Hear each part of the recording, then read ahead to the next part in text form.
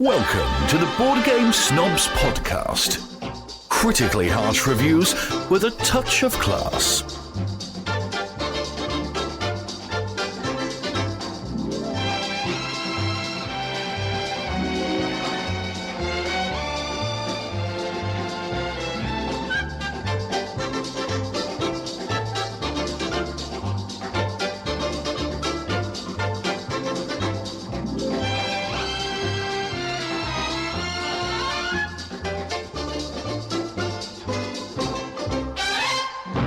And welcome to another episode of Board Game Snobs. I almost forgot. I have too many podcasts. Actually, I have like one other podcast, but I almost said its name instead of Board Game Snobs. But today we have a singular snob. I'm Gaby. Fortunately, Jerry is unable to be here. He's busy doing who knows what. But we have a special guest today, Bernardo. Correct? Yeah, Bernard. Yeah, is my name. Correct. Bernard. Mm-hmm.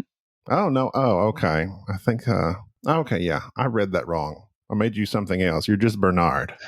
Yeah, Bernard is just perfect. Bernard's here today to discuss Fractal Beyond the Void. Yeah, soundy name, right? What do you think? Fractal. Okay, so I had to look up Fractal, and there's like a Wikipedia, like I do not understand anything I read what Fractal meant, so... how did you come upon the name Fractal? And not just Fractal. Then I realized on Board Game Geek, there's another Fractal. So maybe you realize, oh, there's already a Fractal. Let us go beyond the void. Yeah. So how did you come up with that name? Oh, wow. That's a pretty long story, but yeah, but actually it's an interesting story. Long time ago, when we started working in the design of the game, we come up with a lot of ideas of how to build the map and how to build the campaign of the game. And when we figure out the composition of the campaign and the game by itself, the map construction, we find out that it has followed the same path and the same construction as a fractal. So I have a company that provides services in statistics. I am a professional in statistics, and I run statistics for governments, airplanes, video game companies, board game companies. And for a long time, I found pretty interesting doing some game because we always be in the backstage of the games. So one day we figure out, well, we were taking a lot of time working in this in this industry, but it's time to take a step ahead. So when we start working on the game, we figure out that the game behaves like a fractal. So we decide why not name the game Fractal. So the campaign composition follow the same construction elements of a fractal, that is repeating itself in some kind of that the fractal is this kind of composition in the nature that repeat itself in multiple times. So that's the idea of the campaign by itself. So your game is on Kickstarter. How long is your Kickstarter going for? We are the campaign open only for 20 days. We decided to make a small compact version of the campaign compared to other campaigns that long and don't last like 13 days. We try to compress and condense all the events and community events that we have prepared for the community. We felt that it's way better. Most of the games actually get funded in less time that they already need to create or collect the backers. I saw y'all are already funded, right? Y'all did well. Yeah, pretty well. This is not the first game that I work. I work in a lot of fantasy flight games, and Forbidden Star. But as I tell you, as a backstage, I'm making the numbers, not the game design by itself. I work with the Board Game Inc. for a time working in Exodus, and we did a really interesting job with this game. And our first campaign reached, I don't remember well in dollars, but we doing pretty well. And this campaign is actually going pretty well. And just after 2 hours, we were fully funded. So thank you for the community for that. Very nice. So how do you say your full name? My full name, that's a quiet namer. Bernardo Rippe Didio Castagna. because Oh, my father come from Germany, my mother come from Italy. When they meet and travel to US, I actually travel in a lot of places because of my work. They join and meet together, but actually it's a mixture of German and Italian last names. It's quite difficult to pronounce. so where do you live now? Are you in the Um, United States or? yeah, we have a base of operation in Orlando, and we have a base of operation in Spain. So my family live in Spain, and I travel constantly to America. But actually, we are right now in Spain, in Bilbao. We had one of the founders of the company is come from Spain.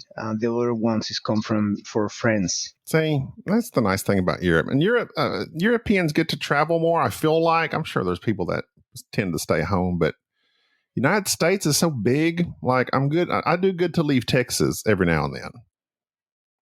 I love Texas alone Texas. is huge. Boston is quite interesting place to visit. The last time I were there, it's a quite interesting city. I've never been there. I'd like to go there. I've been to New York City. Hmm. I've been up kind of like the East Coast, and let's see. I'm trying to think of where else have I been to. That may be about it. I don't travel much, not as much as I'd like to. Yeah, people in Europe travel a lot, because well, it's something similar to the States, in North America.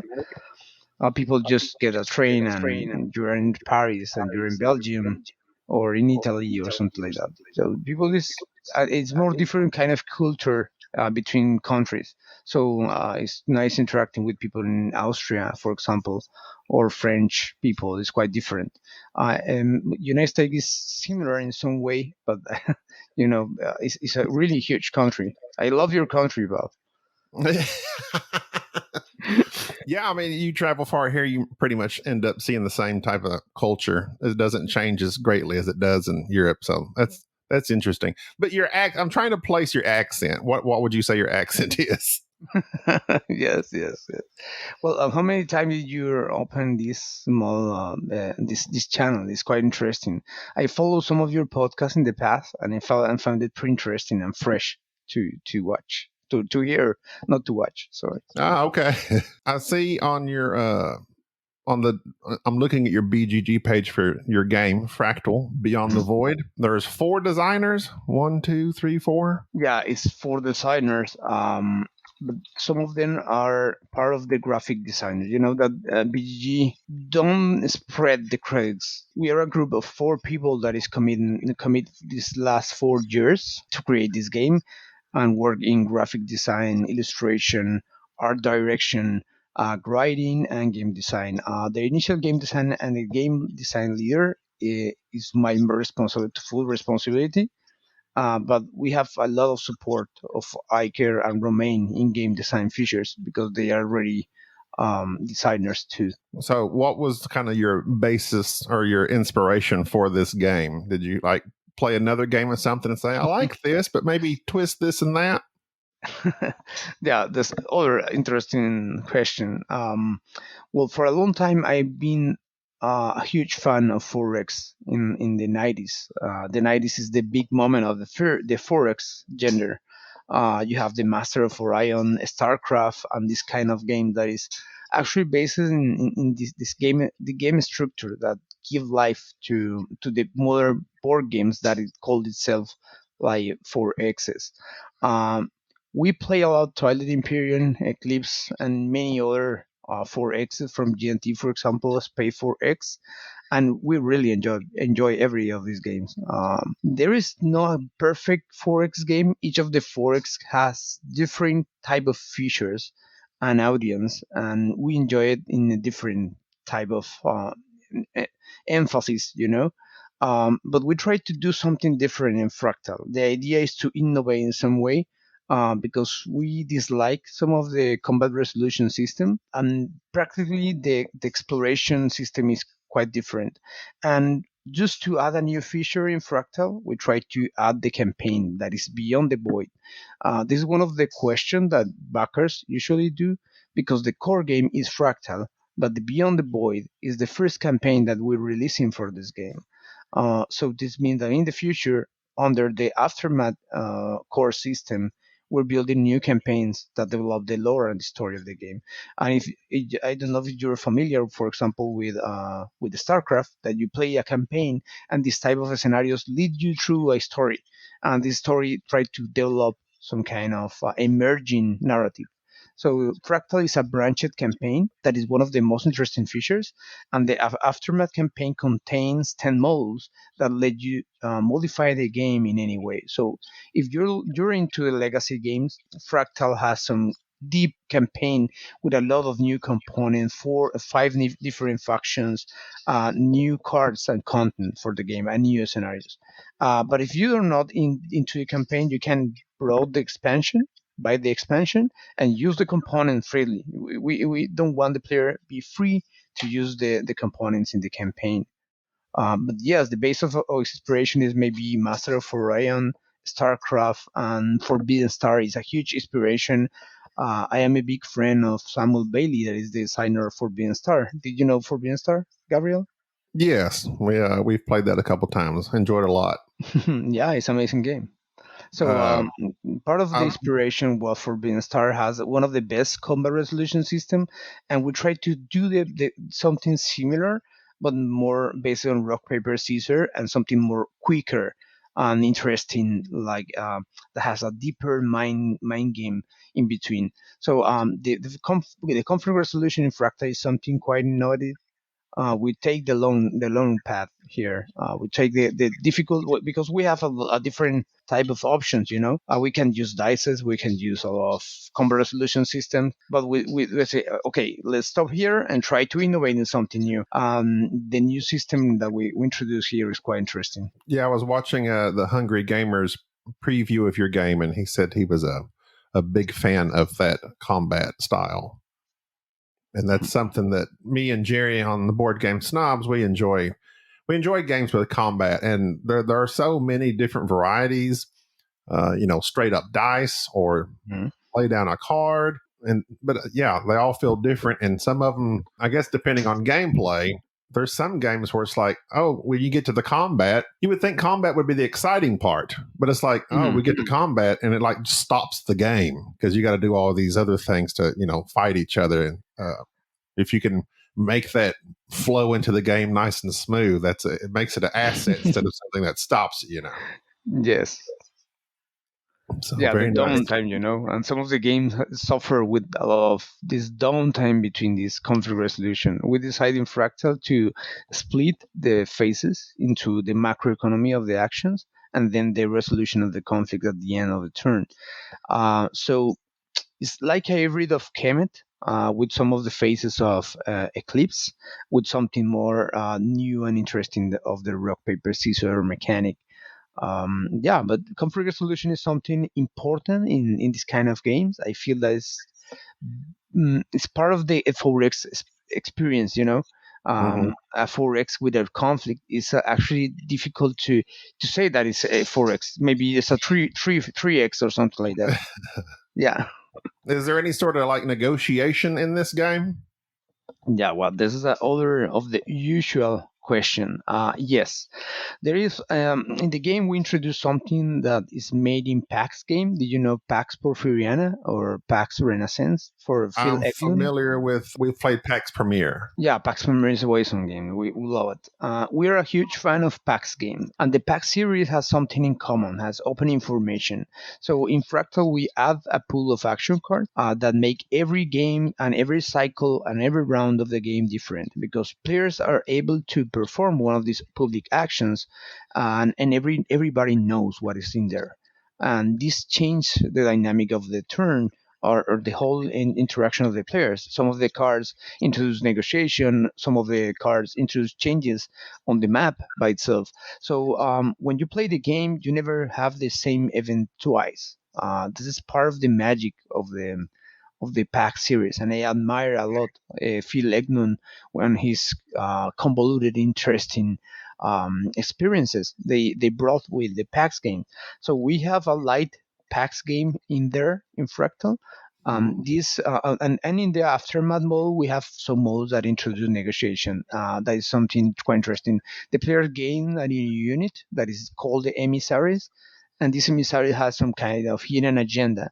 And this hidden agenda, you're trying to negotiate or trade, or maybe betrayal, or try to eliminate other emissaries. And this kind of hidden component of the intrigue, for example, in Pax Porfiriana, you're always playing with the spies, Pax Pamir, I guess. You have playing with these factions and the hidden information that is around the spies, and it's actually quite interesting.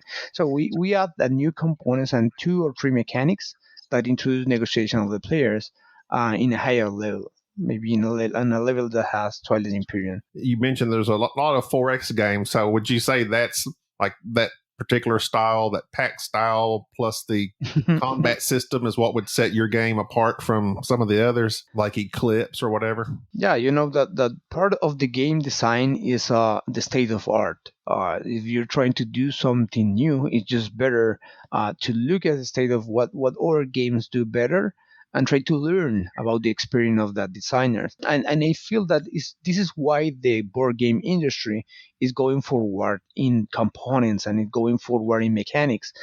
So maybe 20 years ago, you never planned to see some of interesting mechanics like Alhambra or Azul or any other of these interesting new abstract games. Maybe the people is too far behind these design concepts. So as far as the more games are released every year, we have a new mechanics into and the global in-game in mind of the designers come together to bring new stuff. So part of the inspiration of the game comes from PAX and other 4Xs and a new concept of rock paper scissors that it may be shared between Forbidden Star and Kemet. How long have you been working on this game? Like when did the idea for this start? Well, wow, all of the hard questions. Well, was it pre-pandemic or in the pandemic, sitting alone in your home? Maybe the story started 5 years ago. Oh wow! Yeah, this is quite a long time. That we will never figure out that building games take too much time, but yeah, it takes a lot of time to build. I was in my studio back to my office one of the nights we played Twilight Imperium, and I watch streaming for Master of Orion. I don't remember what, and there's some kind of fan based people in that game that is building some kind of campaign. So I feel that okay, there is no other game that introduced this campaign component into the 4Xs. You will play the 4Xs experience more than 3 or 4 hours, and when we start working in that moment, I just take a piece of paper, and in the next 5 years I never come out from the office. When I final place on the board with one of my partners, we run a small test and we immediately get the idea of the concept. So we start working on a lot of iterations. We have 10 versions of the games already. Of the game has suffered 10 big changes in the last years, and we finally reached the most stable version of the game. We are pretty near to the end version of the game, and we are pretty happy with the result of these last 5 years of the work. So a lot of playtesting sounds like. Yeah, horrible. Yeah, that's actually that's interesting because we played these other games of other publishers, and we never get bored playtesting Fractal. And yet after, for example, I maybe have like I don't remember 600 playtest session under my belt, and I never get bored playing Fractal. It's actually some of the part of it get me interest. You know that you gain you reach a point of exhaustion with game. When you reach like 10 or 20 games, you reach a point of exhaustion. So you don't never brought it to the table again because you're pretty bored again, the same stuff. But yeah, maybe because it's our game and it's always changing, we have all this feeling of new experiences. It's pretty interesting. How did you manage during the pandemic to do any of this? Oh wow! Well, this is another interesting question. You're full of interesting question, Gaby. Well, I want to tell you, I have our dear friend Richard Simpson from We're Not Wizards. He's the interview master, and I was like, what do I say? Because we don't do a whole lot of like designer interviews. Usually we just have people on and we chit chat about ridiculous stuff. What's your favorite macaroni and cheese? That type of thing, Yes. which I will get to here momentarily. But he helped me out with a few questions to ask. So credit to Richard Simpson. Thank you, Richard. Okay. Wow, the pandemic was a huge challenge, maybe for all the team. Practically, we need to build two different iterations of the game in Tabletop Simulator, and we're forced to move to Tabletop Simulator, and we need to learn how to script. We need to learn how to use Tabletop Simulator. We find out that Tabletop Simulator was the best platform we found out to run the test, and we have a playtest group in Hungary, and Germany, and Spain, and two in US, and the far groups weren't able to send more copies of the prototype. So we need to pass to the digital version of the game, and we find out that it's actually more easy to build prototypes in Tabletop Simulator. The problem is that you lose a scope, when Yeah. you play in games in the digital stuff, and when we finally print after two builds, we finally print a copy of the game, and we find out that some of the stuff that work in Tabletop Simulator doesn't work in the table. Oh, really? So That's interesting. yeah, we find out that we need to see the Tabletop Simulator has a grain of salt, because this extraction, shuffle index, check information under the card, and some of the stuff are easy in Tabletop Simulator, and handle others in Tabletop Simulator take more time. So the real design need to pass from Tabletop Simulator or to the board in physical version to corroborate the changes you're making. So yeah, full playtest a game in digital version is totally impossible. Board games need the physical components and the physical interaction of players to know how the game is going, and don't make any mistake during the process. Yeah, I know that Tabletop Simulator has been a savior for most of the designers during this COVID stuff. Yeah. So very nice to have at your disposal. But that's interesting that you say that some of the things that worked on tabletop don't work in real life. That's interesting. And the So negotiation is one of the parts more difficult in Tabletop Simulator, because how you negotiate with other person that is behind a microphone. You're yeah, looking at the 3D objects in the screen, and it's difficult to let's see. And I'm pretty good at persuasion. I am the kind of person that has enough social skill to combine other people, but I found it pretty difficult in Tabletop Simulator. So yeah, it's actually difficult to translate these negotiation skills in Tabletop Simulator. I'm not crazy.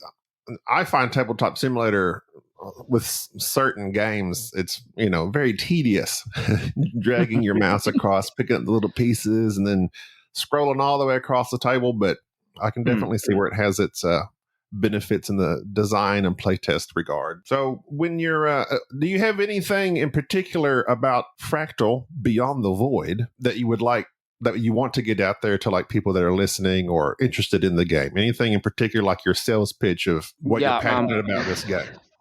yeah. Actually, I'm pretty happy with the last week. We're running only the campaign in the last 6 days, and the community is awesome. I need to congratulate all the person that commit in the BGG forums. Board Game Geeks is amazing place to show up the games, and we have in these 6 days the community is run like 25 playtests, and they give me the feedback, and it's quite amazing to see the level of involvement of the players and the backers in the design. So um, Fractal Beyond the Void is a game that is not meant to be designed for a single person. We will open in the future a public recruitment for playtesters. So we need them to build the last polishment for the game, to test the scenarios of the aftermath, to see if the scope or we're looking at is good. So this game is not made for only for us. We want to join the community as we are doing in the last updates, to create new action cards, new technologies, to balance a new system of technology. After 6 days of the campaign, we had two different variants of the rules that two person in BGG give me, and that's totally amazing. We have a pretty positive responses of the playtesters, and they're backers.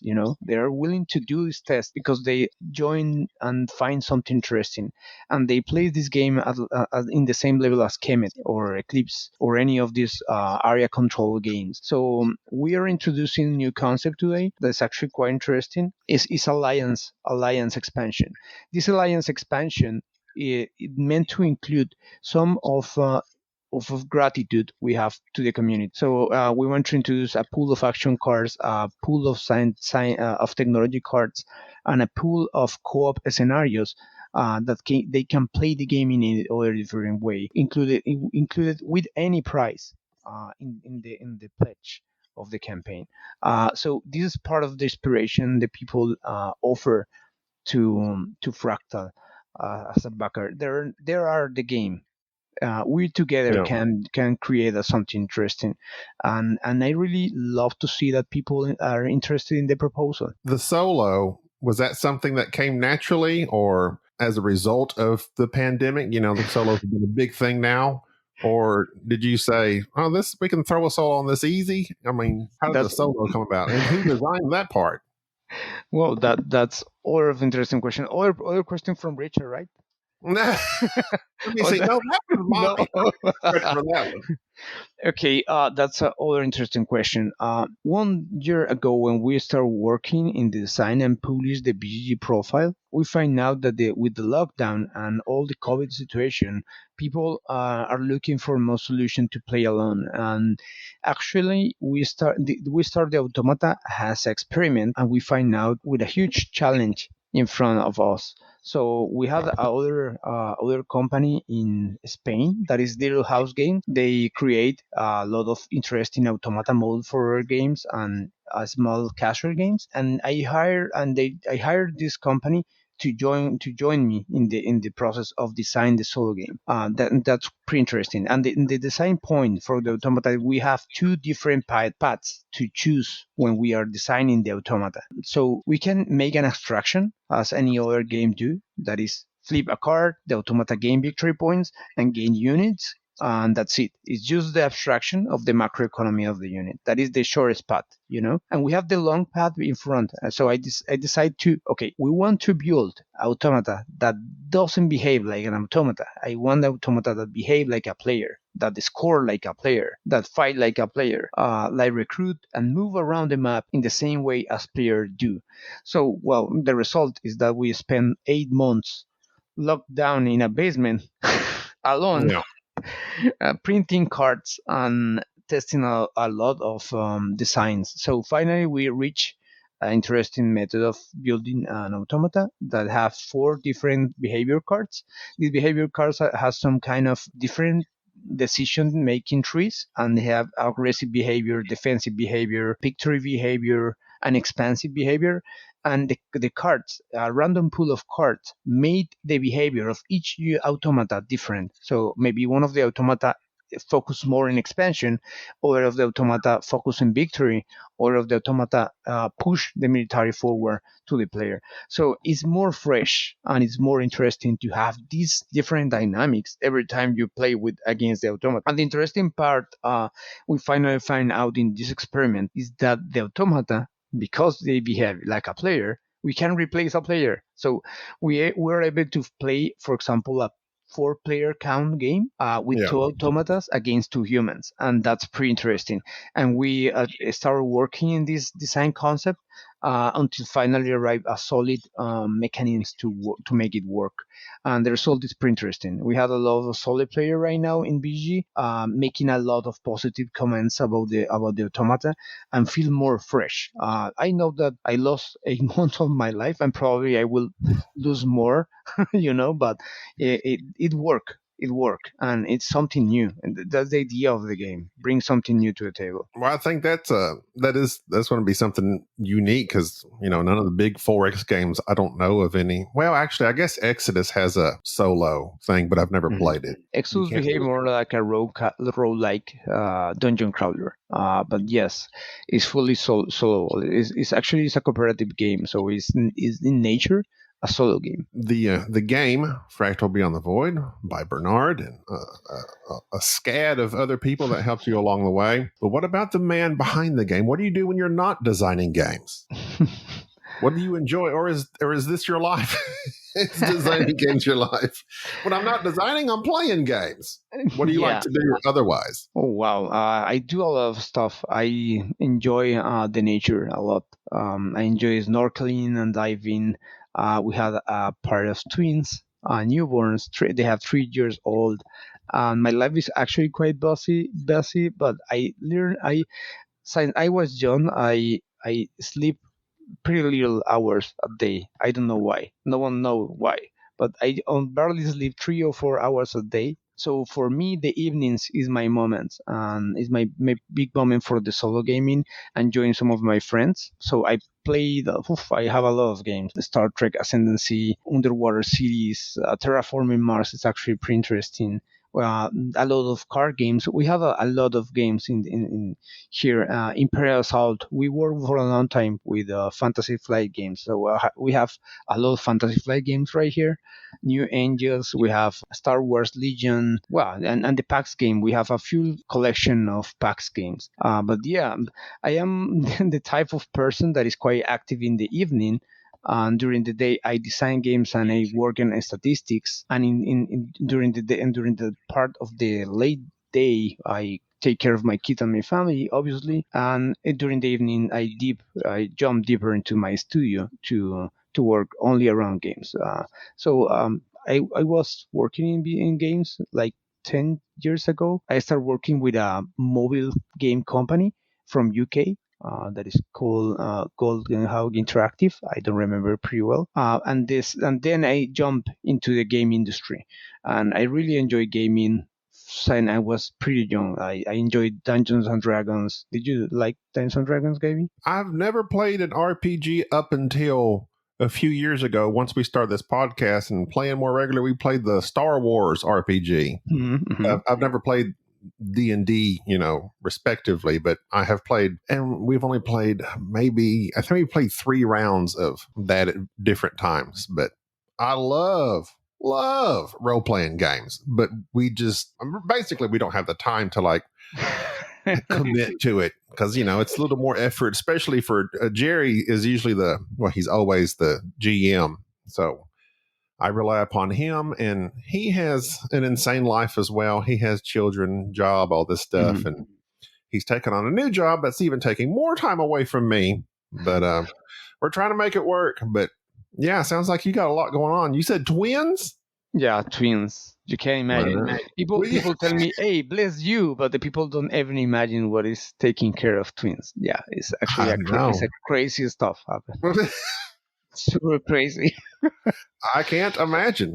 I don't have any children, so having one blows my mind. Let alone 2 at the same time. Wow, it's crazy. Well, y'all were prepared for that, I assume. Yeah, I mean, as much as you can be. It wasn't a surprise when I said there's another one. Yeah, it's a surprise. Actually, we're looking for only one kid, and it was a total surprise. But we accepted pretty well. But taking care of twins have some advantages and disadvantages. You don't need to pass again for the stuff of the pregnancy. That is quite hard for my wife, and a lot of women pass for difficult moments during pregnancy. So having the compressed experience of having twins, you save 2 by 1. But the problem is taking care of 2 kids because they're pretty crazy. They're climbing in your studio, destroying all the board games, while the other, yeah, it's super crazy. Yeah. So Do you have in-laws or grandparents or anybody to help? Yeah, but because we're moving constantly between Oh, Europe and America, some of my kids need to travel with me and my wife, and go to the place that I need to work currently. I work with the U.S. government, making statistics for some research centers. So we okay. need to, my main job with U.S. is running statistics about the epidemics. There is epidemic that attack the cattle, and it's pretty deadly. So they have an interesting set of research studios, and my main job is to study the numbers and they make statistical models for the behavior of the pandemic of this plague. You sound like just the man to design a game. Yeah, Statistics are your jam. Wow, that's interesting. yeah. And some point, actually, Maybe it sounds more interesting than it is in real life. I don't know. yeah, actually, when I think the first time to design a game, I thought, okay, if I can handle an airport and a statistic on an airport or a statistic of a pandemic, I can run a statistic for a game. Actually, I'm totally wrong. Building games, building games is actually harder. Because you need okay, statistics is pretty static, and you get the information and you analyze the information and you analyze the pattern in that information. In the game industry is totally different because you need to create something new and start working forward, so over the data you're collecting. So it's more empiric experiment of test and errors.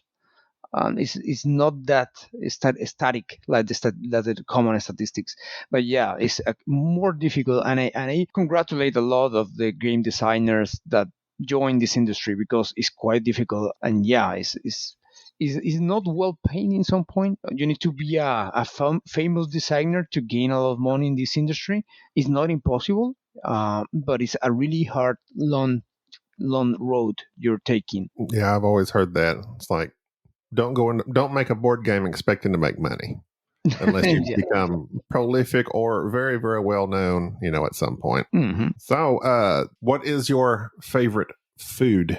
Oh wow. Do Well, you have a favorite food? Like, not necessarily like a whole genre. Like some people might say, oh, I like Italian food, which, in America means spaghetti. But mhm. do you have a passion for anything food wise in particular? I like macaroni and cheese a lot.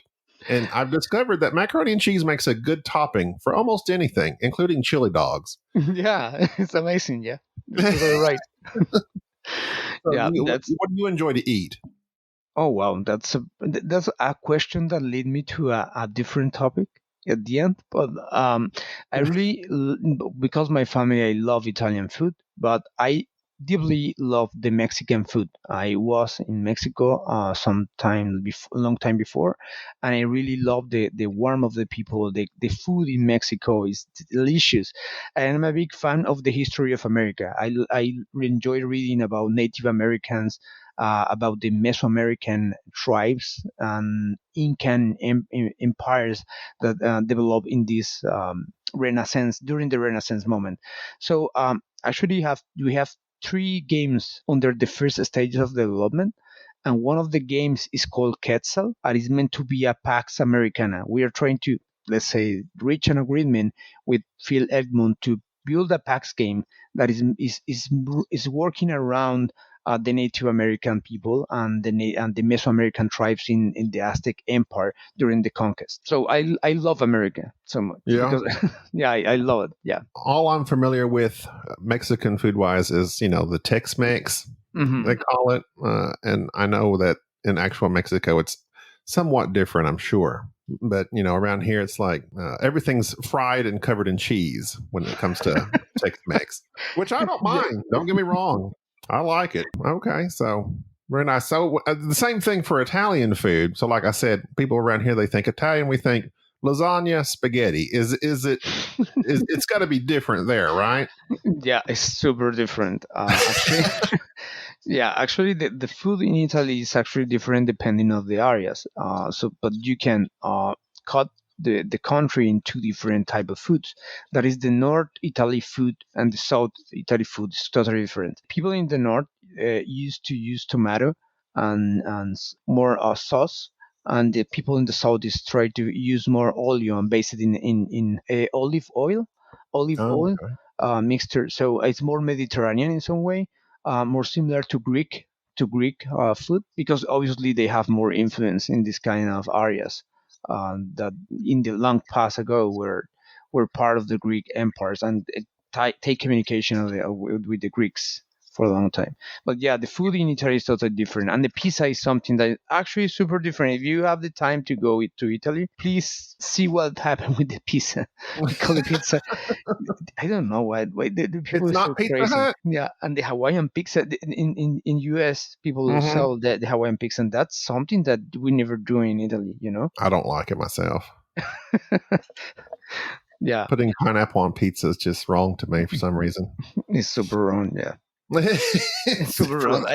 I really don't want to kill my personal taste. I don't know if maybe sensitive stuff for some people. I don't know. I know people love it. They're crazy about it, but yeah, very Yeah, I, nice. I I see people fighting because food. Yeah, they'll fight about anything. So I'm sure we could start a revolution about pineapple on pizza. Yes, it's very crazy. What is another one of our favorite topics is movies? What's like one of your favorite movies? Oh wow, that's more interesting topic. I think that the golden age of films and the scene and the movies is the 90s. The 90s has one of the best psychological thrillers. I really enjoy like the Fight Club, for example, Momentum, and this kind 90s. The Dark City is one of my favorite sci-fi movies for all times. So Hmm. I am not too much into the commercial films. I don't really too much the CGI. The CGI. I feel that the CGI is just making the films a little bit cheap, because people forget about the deep of the story. So for me, the story is something that need to be powerful. But I really enjoy the '90s movies. It's one of my Yeah. favorites. I have not seen Dark City, but I hear a lot about it. You need to see it. It's a really interesting movie. I'll have to check that one out. What about James Bond? No Time to Die just came out. Interested? Yeah, actually, James Bond is something like a remnant of the idea of the 90s of the perfect agent, secret agent. You know that this Mm. is a cliche around the spying. Um, it's a legacy from the 90s, from the 50s. Yeah, 50s. Yeah. Yeah. So this 60s, general 50s. idea, I like James Bond. I enjoy Casino Royale. It's one of my favorites. Quantum of Solace is not that good, but Casino Royale is based perfectly on the book. I enjoy reading a lot. A lot of books. Oh, I okay. prefer reading than movies, actually. Okay. Well, then go to books. Who's some of your favorite authors? Ernest Hemingway is one of my favorites. Ernest Oh, Hemingway wow. is super deep in the terms of catharsis, because he always plays the perspective of the narrative, saying the point of the person that is passing through the different type of different moments. So Ernest Hemingway is always some kind of militaristic stories. Well, for example, I don't remember the title of that book, but it's meant to happen in the revolution in Spain, and the people is just hiding for the revolution, and he go deeper into that catharsis of the fear of the person, and I really enjoy this evocative moment of the Hemingway. It's pretty interesting. I try to read Lovecraft, but it's pretty difficult to read. Everyone love Cthulhu, but Yeah. I don't get it. Me neither. Yeah, I know what the people like it. It's a creature underwater, an ancient secret, a dark one, and the sects. And I understand what way people like it, but it's too much. Yeah, neither of us actually are really into the Cthulhu mythos. Not a young adult reader, are you? No YA books for you? No, no, the new books that they released in the last years. Yeah, Hunger Games, Twilight. No, Twilight, no, please. Yeah, Hunger Games is actually interesting, and I enjoy Game of Thrones. But high fantasy is something that you need to pick pretty carefully. Game of Thrones is more low fantasy, but the Lord of the Rings is one of the most interesting fantasy books I read. It's actually pretty long, but it's quite interesting to read.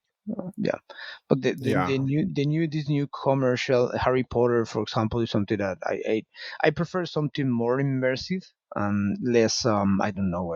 It's not the term commercial. I don't know what is the term, but I prefer something more darker or Hmm. more immersive around emotions. Very nice. Well, it's been a real pleasure talking to you, Bernard. Do you have any last comments, questions, anything? Actually, thank you first, Gaby, because this podcast was awesome. I really have a really nice time with your surprise questions. Oh, I honestly think that you were stalking me for a month, actually, because this oh question wow. is well prepared. You're pretty well prepared with these questions. Oh Uh, wow. Thank you. so no, well, thank you to the community of Fractal. I really love the reaction of the people, and I invite more people to look at or even look or campaign or leave us your comments. Leave us a small visit to the BG profile of Fractal Beyond the Void and try to see what is happening just right there. We're trying to do something different. We're a company that doesn't care about money. We are care to release a good game. Is our main objective, and this game can only be built if we work as a community. And if we shared our ideas, if we shared our perception about the modern state of the board games. Legacy games are actually interesting. We don't want to destroy the components, but we are a pure legacy mode in the campaign. But actually, I'm pretty sad destroying the pandemic legacy. Did you play pandemic legacy? I can't destroy the card. I can. I just can't destroy it. I can't do We've it. been trained completely different. They're trying to retrain our brains. Yeah. But actually interesting, and thank you so much for this for your time here, Gaby, and it's quite an enjoyable moment. Well, I appreciate it. I'm glad to have you on. It's been very pleasant, and I wish you much continued further success and come back anytime. Thank you so much, Gaby. Thank you for listening to the Board Game Snobs. Stay classy.